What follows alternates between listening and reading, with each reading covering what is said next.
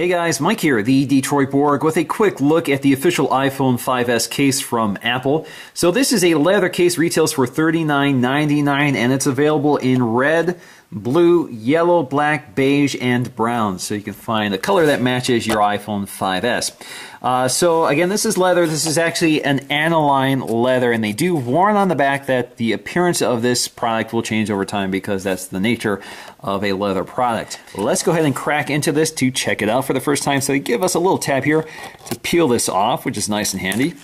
So you can see it pops open. Alright, so we can slide it out here, pop it off its tray. So you can see on the inside we have this microfiber material. If you look here, you see the branding. So this is a product red exclusive. So this is sold only in the Apple Store. You probably will not be able to pick this up from other resellers.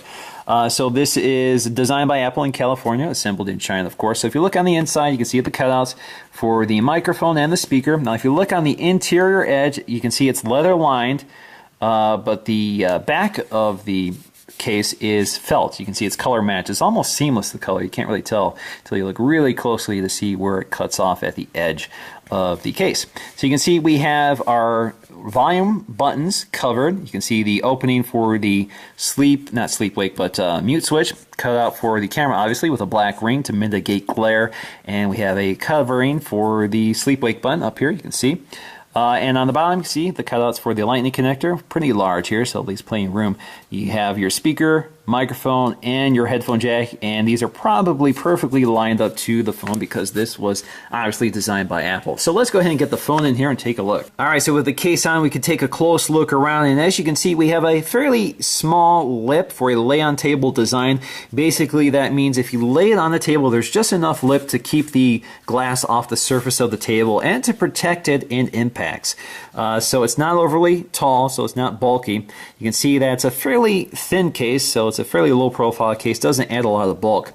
So you can see we have our buttons covered up here. We have our volume up and down button. You have your not sleep wake switch, but you have your mute switch here, which is a little tight in there to operate, so it does get in the way just a little bit. The volume button, up and down button, is a little harder to operate through this case. It does kind of impede your feel of those buttons because, you know, it doesn't add any material here, it just covers over it, and the thickness of the material actually gets in your way. So it's a little less tactile. Same with the sleep wake button up top. And otherwise it works pretty well. On the bottom you see we have the cutouts exactly fitted to the phone. So you have your cutouts for the speaker and microphone and your headphone jack as well as the lightning connector. So you can see it's quite a large cutout here, so it fits a variety of cables.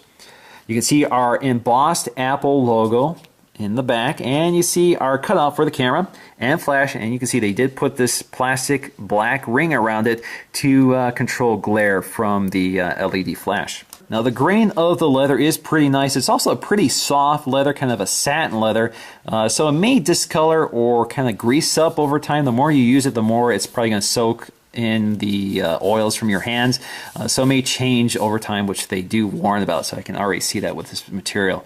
Otherwise, it's a pretty nice design. It fits the phone perfectly, very low profile, very nice, comfortable design, so it adds to the gripability of the phone, and it complements the design. So you have colors that complement these specific phones, like the red color here, I think does a very nice job complementing the black.